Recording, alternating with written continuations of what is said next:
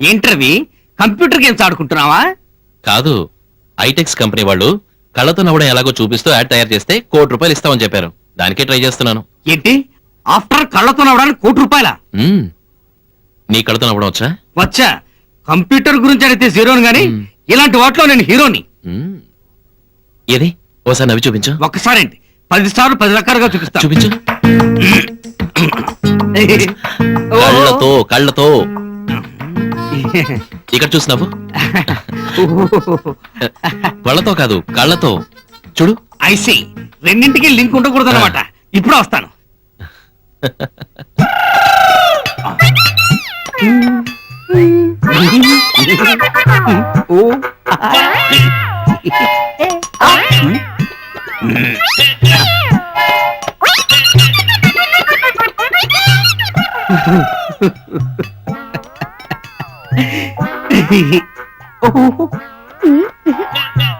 Sir sir, మన boss ఎందుకు ఏడుస్తున్నాడు?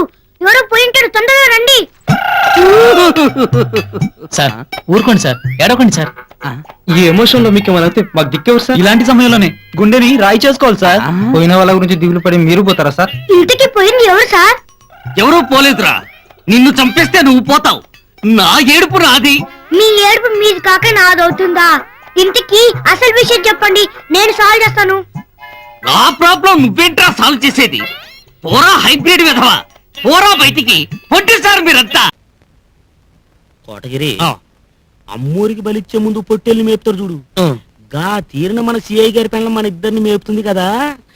గీ ఎన్ని తిన్నాక ముగుడుతో చెప్పి మన ఇద్దరిని బొక్కలతో ఎత్తుతాయి. మనకి బట్టతల్లు కూడా లేవు గురు వాయించుకోవడానికి. అవు ఇంకా తింటూనే ఉన్నారా? ఇదిగో పాయసం కూడా రెడీ, తినండి. తింటాంగానే అమ్మగారు ఒక్క విషయం చెబుతారా? ఏమిటి? గీయన్నీ మాకెందుకు పెడతానట్టు అని. మీ సర్కిల్ గారు మంచివారు కారని ట్రాన్స్ఫర్ చేయమని మీ ఇద్దరు పిటిషన్ పెట్టాలి. పెట్టేసినా అన్నం పెట్టిన జడ్జి గారు అబ్బాయినే ఉరికంబ ఎక్కించడానికి ప్రయత్నిస్తున్నారు ఆయన. వద్దంటే వినడం లేదు. అందుకే మిమ్మల్ని కొట్టారని పిటిషన్ పెట్టండి, దెబ్బకి ట్రాన్స్ఫర్ అయిపోతారు. అమ్మో, కావాలంటే గీ చిన్నయన్ని కక్కమట కక్కుతాం గాని పిటిషన్ గిట్టేషన్ పెట్టేది లేదు మళ్ళీ అంత. అమ్మో కొట్టును కొట్టాడు కొట్టమైంది. అమ్మా ఈడు కూడా సీఏ గారి సైడ్ అయిపోయి జడ్జి గారి అబ్బాయిని పట్టించిన చూస్తాను మైడు. జడ్జి గారికి అన్యాయం చేస్తే నా మొగుడికే నేను అన్నం పెట్టడం లేదు. నువ్వెంత బచ్చాగాడి, లేవయ్యా. ఒరే కోటగిరి, ఎన్ను పోటు పడిసినావులే. సమజైందిరా, నువ్వు అమ్మగారి పార్టీ అయితే నేను అయ్యగారి పార్టీరా. నడువు చెప్తా. ఏంట్రా నువ్వు చెప్పేదే? హోమ్ డిపార్ట్మెంట్ మంది గట్టనా? నడువు మళ్ళా, నడువు చెప్తా. అయ్యగారి తారా చెప్తా.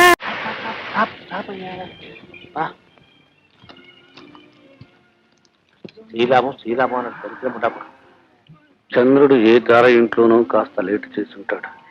జాతకం అడ్డం దొరికింది. పోనీ ఇలా బెడిసి కొడుతుందని ముందే వార్నింగ్ ఇవ్వచ్చుగా సన్యాసి ముండా కొడుకు. అమ్మో, పిల్లలు బయటే ఉన్నారయ్యా, ఇంట్లో వెళ్ళడానికి భయంగా ఉంది. పిల్లల గురించి తండ్రి భయపట్టు.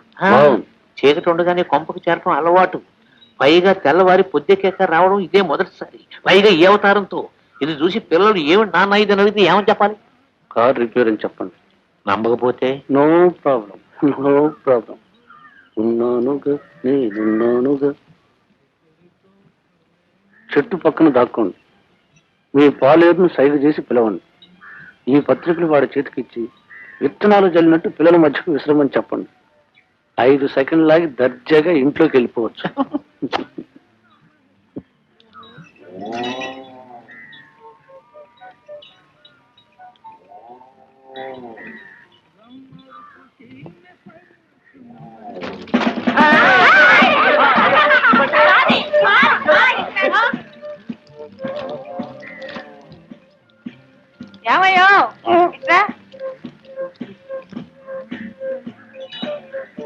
ఇదేమైనా బాగుందా?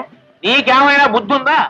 అర్ధరాత్రికైనా ఇంటికి చేరేవారు, ఇంత పొద్దెక్కగానా రావడం అంటే ఇంత బరి తెగించారన్నమాట అని అనవే. అను, నువ్వు ఇలా నిలదీసి అడుగుతావని నాకు తెలుసు. నీ మాట రైటేనే. నువ్వన్న మాట ఏమిటి? నేనే నీ పెళ్ళన్నైనా అడుగుతాను, కానీ కారణం ఏమిటని అడిగావా? అడగలేదు. కారు చెడిపోయింది. అవునవును, తెల్లవార్లు చీకట్లో రిపేర్ చేస్తున్నారు పాపం. ఆ కిల్లి ఉమ్ములు, ఆ కుంక ముద్దర్లు ఇవన్నీ కారు తాలూకువే. ఆవిడ దూరానికి కొట్టే ఆ కంపు కూడా పెట్రోల్ కాబోలు. అరవకే పిల్లలు వింటారు. నీకు ఆ బుద్ధే ఉంటే ఇంత బరితెగించి బజార్న పడవు. నువ్వు ఏ రొత్తులో ఏడిస్తే నాకే, నా కర్మ అనుకొని నేను సరిపెట్టుకుంటాను. పిల్లలు రాత్రి నాన్న ఇంట్లో లేడా అని అడిగితే మాత్రం బావిలో దూకి చస్తాను. చస్తే నా ఆస్తి నీకవుతుంది అనుకోకు. పిల్లలందరి పేరా రాసి పారేశాను. నీకు మనోవర్తి 200. నీకు ధర్మం కాదే, నీకు నేను దేవుడు లాంటి వాడు. నా కోసం అక్కడ పూజలు చేస్తూ నన్నే హింస పెడతావా? తల పగిలిపోతుంది. కాస్త కాఫీ తీసుకురా. ఇంకెప్పుడు ఇలా చేయనని అబద్ధం చెప్పండి. ఒట్టు. అబద్ధం చెప్తానని ఒట్టా? నిజం చెప్తానండి. అబ్బా, నన్ను ముట్టుకోకండి. మడా కాదు, శుభ్రత. కాఫీ తీసుకొస్తాను, కాస్త మొహం కడగండి.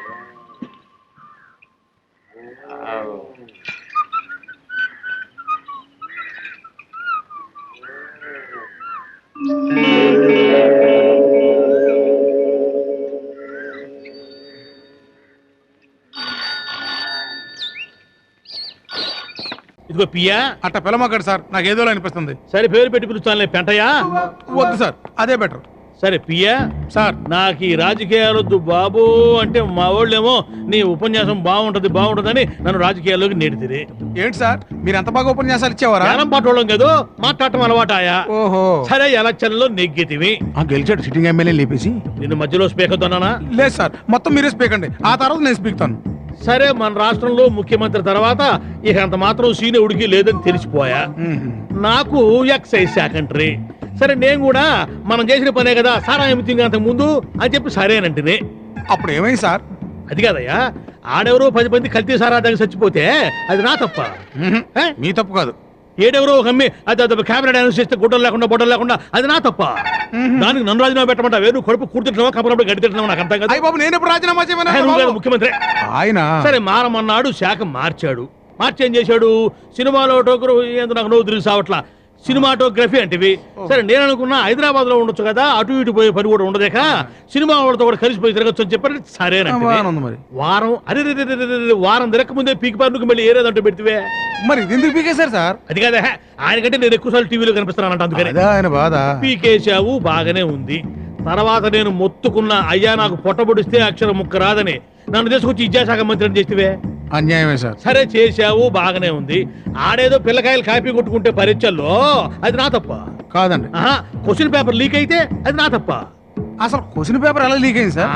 అది మా పిల్లోడు ఏదో ఎంసెట్ కి ఒక పేపర్ ఈ నాన్న అన్నాడు, కట్లోంచి తీసి ఒక పేపర్ ఇచ్చా. నా కొడుకు నేను ఒక పేపర్ ఇచ్చుకోకూడదు? అది కూడా లీక్ అయితేనా? మళ్ళీ పీకేశారు సార్? ఏమేం పీకారో చివర్లో చెప్తాను, నువ్వు టెంప్ట్ కాకుండా స్టడీగా ఉండు చెప్తా. సరే సార్. సరే, ఆ తర్వాత ఇదిగో నాకు సారాయమ్మే రోజుల నుంచి కూడా పోలీసు వాళ్ళు అంటే ఉచ్చ. నన్ను తీసుకొచ్చి నువ్వు హోమ్ మినిస్టర్ చేస్తా. ఇది ఇంకా పీకలేదు కదా సార్? తమ నోటు వాక్యాన్ని పీకుతారేమో సార్. అరే, నువ్వు చిన్నపిల్లాడివని చనివిస్తా ఉంటే సార్ చెప్పుకోవడానికి ఇల్లే చోట ఎక్కుతున్నావురా. ఒరేయ్, మీ నాన్న మా యదవ ఎందుకు పనికి రావట్లేదు, వాడికి ఏదైనా ఒక దారి చూపించమంటే నేను రాజకీయాల్లో పెట్టానురా, ఉపయోగించుకోరా. సార్, సూళ్ళూరుపేట నుంచి వచ్చిన సూట్ కేసు ఎక్కడ పెట్టమంటారు? ఓ పని చేయరా, చెప్పండి. సూట్ కేసు ఏమో ఏసీబీ వాళ్ళకి ఇచ్చి నన్ను దేశపై స్టేషన్ లో అప్పచెప్పు. ఎవడన్నా ఇంటి పీక్కోలేక లాక్కోలేక సావాలరా, గోడలకు కళ్ళు ఉంటాయి. చెవులు ఉంటాయని విన్నారు కానీ కళ్ళు ఎప్పటి నుంచి వచ్చాయి సార్? మొన్న తెహలక దగ్గర నుంచిలే గెత్తవాని. ఇప్పుడు మన ప్రోగ్రామ్ ఏందో చెప్పు. శ్రీవారి బ్రహ్మోత్సవాల సందర్భంగా పట్టు వస్త్రాలు తీసుకుని రేపు మీరు తిరుపతి వెళ్ళాలి సార్. ఎవరు? మీరే సార్. నేనా? అవును సార్. పట్టు వస్త్రాలు తీసుకుని తిరుపతి వెళ్ళాలన్నా? అవును సార్. అలిపిరి మీద కొండ? అవును సార్. ఆ తర్వాత నా వెనక ఆయన వస్తాడంటున్నా, తెల్లగొట్ట తీసుకుని. ఎందుకు సార్? నా శవం మీద కప్పడానికి. ఒరే బోరవు, పోయి తెల్లకాయతమును కళ్ళం తీసుకురా పో. అదెందుకు సార్? రాజీనామా చేయడానికి. झन झन